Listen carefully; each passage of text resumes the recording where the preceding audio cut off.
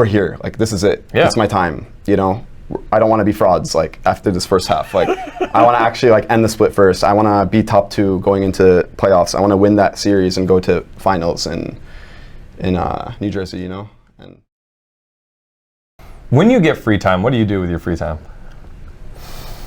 I don't have a lot of free time. I know, and I want to make sure that people at home know there isn't much free time for a pro player. It's not like you guys are being lazy and blah, blah, blah, the whole Reddit narrative. But when you have free time, what do you normally do?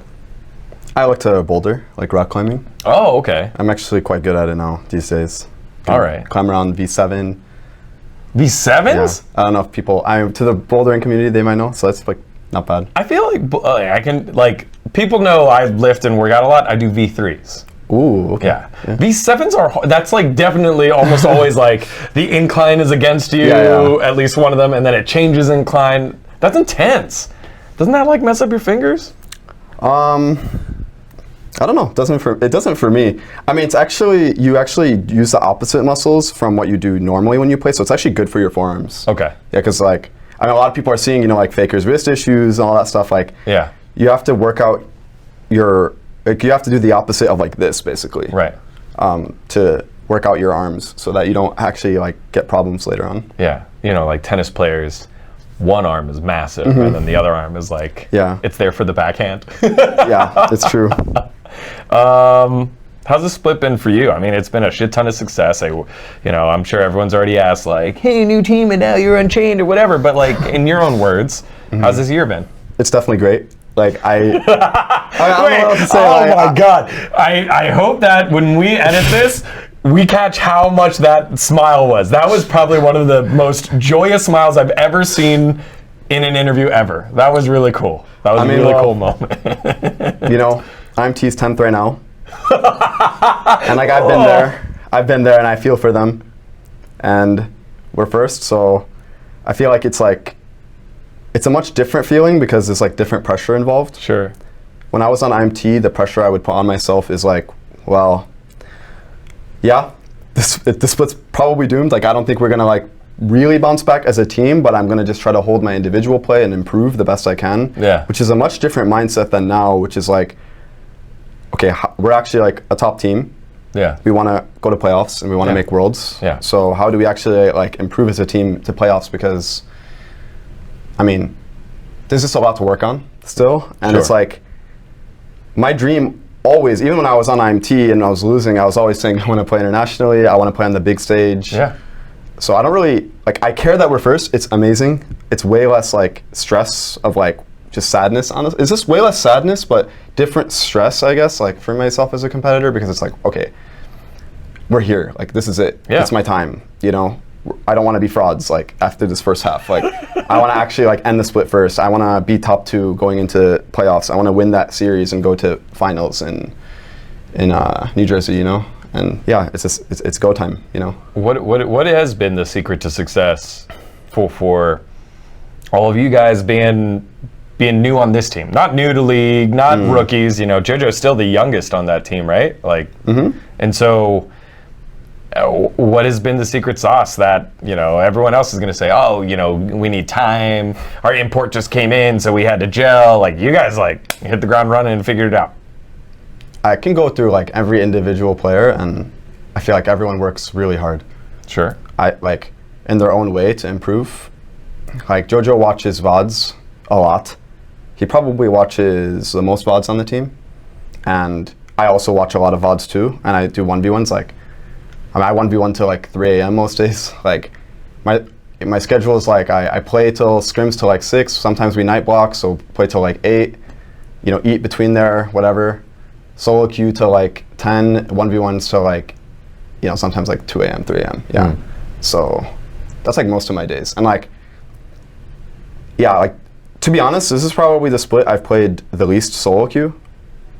Not because I think it's like bad, but because I feel like, I mean, when a new champion becomes meta, like Rumble, for example, like I play him a lot in solo queue. Yeah. But there's so many champions right now being played that I am really comfortable on outside of like laning, and I'm like perfecting my laning. Yeah. And I think right now I can definitely say I'm like one of the best laners in LCS. Like I think it's not, it's like probably me, Fudge, Summit, laning wise, like is like really, really good. Yeah, we don't really get to fully see a regular game play out against Cloud9 because that broke pretty quick. That was really unfortunate. Like, oh man, like people think we're like, I mean, we can actually contest Cloud9. Like, they're really good. Yeah. They're for sure our rival, I think, in the LCS right now. Yeah. Without a doubt.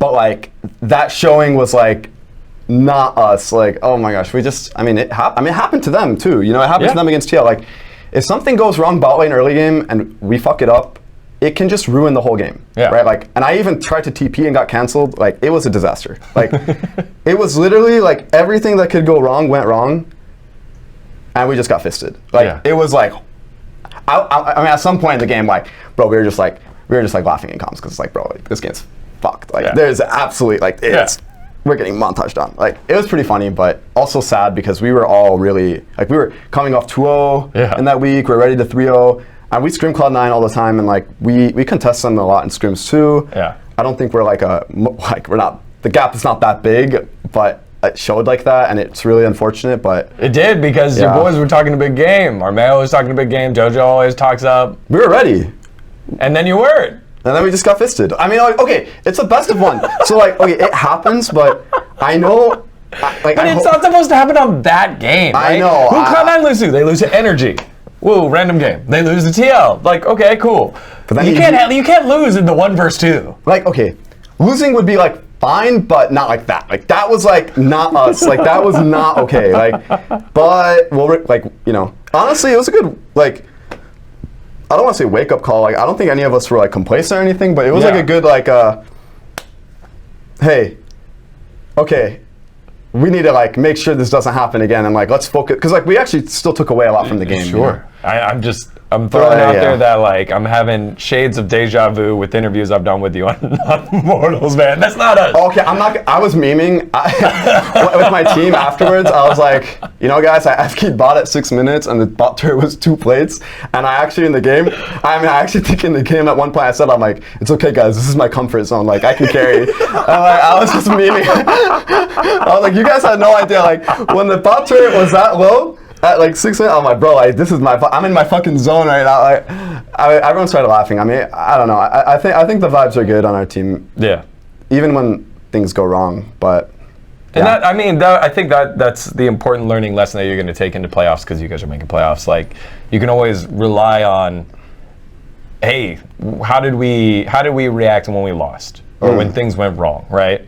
Did we point fingers? Did anyone like, you know, bust a fuse or anything like that? And it seems like that wasn't the case. I mean, we did get, I could say like, no one like boomed or anything, but we definitely had like a serious talk about how like, because we were talking about the draft being bad. Yeah. Because it was like pretty bad, but regardless of the draft, we should never like lose like that. Yeah. You know, and like, yeah, it was like a good, I guess, like team moment. I don't even know what to call it. Sure. And yeah, I mean, so it was helpful that we lost like that. Yeah. Yeah. When it comes to, I'd say the biggest weight off your shoulders from your previous team, what is it? Biggest weight off my shoulder. I feel like you had so much responsibility at Immortals. Yeah, to some degree, yeah. I mean, I don't have to worry about, I guess, my teammates. I don't have to worry so much about my teammates in game. That helps a lot. Yeah. Yeah. Tell me a story about an old teammate. Funny story. Generally one that isn't playing anymore, so that, you know, you know, we get into the history of things, or you can give me a story about like, Andre. does it have to be like in game or like no, anything? Anything. Just a funny memory or a funny story or whatever. People have talked about dog poop. People have talked about yelling at each other, dinners.